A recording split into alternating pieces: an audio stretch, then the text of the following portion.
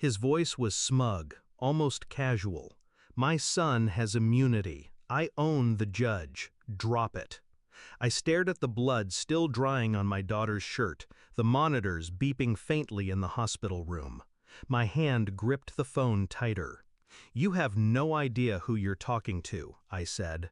My voice didn't rise. It didn't need to. "You have 10 minutes to turn him in." The CEO laughed. That arrogant, hollow laugh of a man who thinks wealth is armor. 9 minutes later, his lawyer called me. The panic in his voice was raw.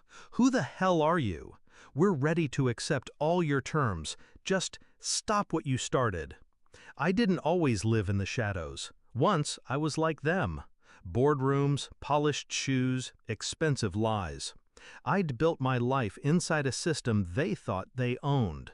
I knew its skeleton, its weaknesses, its buried arteries. That's why I walked away. I wanted peace. Until his son ran a red light. Until my daughter's small body hit the pavement. Until he fled, drunk and grinning, leaving her to bleed. And then his father called, not to apologize, not to ask if she lived, but to threaten, as if I were just another piece on his board. Grief is a furnace. It burns the weak into ash. But me? It reforged me into steel. I didn't scream, I didn't beg, I didn't cry in front of anyone. Instead, I started where it hurt most, his empire. The CEO's company thrived on image, clean, innovative, philanthropic. Behind the curtain, it was rot.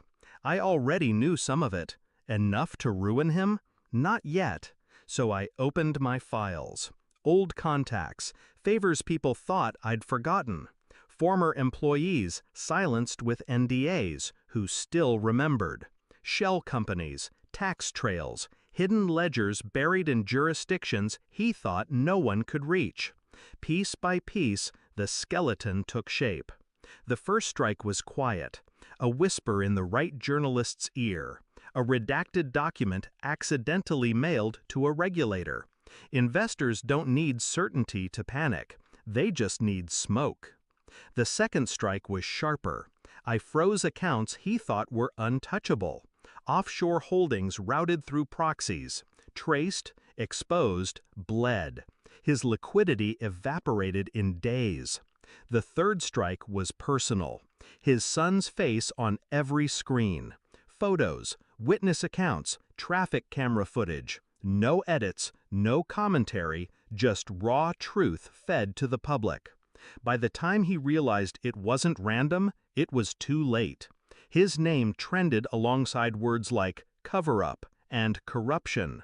Stock price plummeted. Politicians distanced themselves. Friends turned strangers overnight. That's when he called me, the first time. His arrogance still intact. "My son has immunity. I own the judge." He thought I was playing checkers. He didn't realize I'd built the board. "You have 10 minutes, I told him. In those minutes, the system he owned started cracking. The judge he paid off, already under federal watch. The detectives he thought loyal, quietly flipped with wire transfers I'd arranged. His allies weren't allies anymore. They were liabilities, desperate to save themselves. By minute 5, he was dialing phones that no longer answered. By minute 7, his PR firm quit. By minute 9, his lawyer called me, desperate, broken, offering everything. I didn't scream, I didn't demand, I just listened. "Who the hell are you?" the lawyer begged. That was the question, wasn't it? To them, I was nobody, just a father, just another life they could trample. But I knew the truth. Men like him only respect power. And real power doesn't beg for justice. It creates it. The boy was arrested before midnight. Cameras swarmed.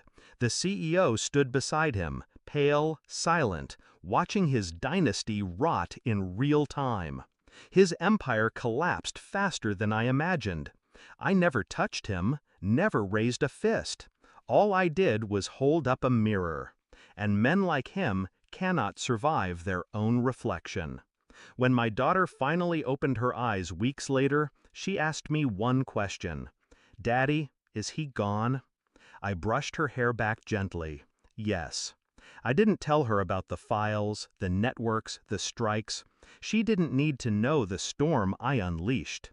All she needed to know was that her world was safe again. Now the CEO lives in the same silence he once tried to trap me in. His fortune drained, his allies vanished, his son facing trial without a shield. And me? I returned to my shadows, to peace. Because the truth is, revenge isn't rage. It isn't fire or bullets. It's patience. It's precision. It's making sure the man who thought he owned the world finally understands he never even owned himself.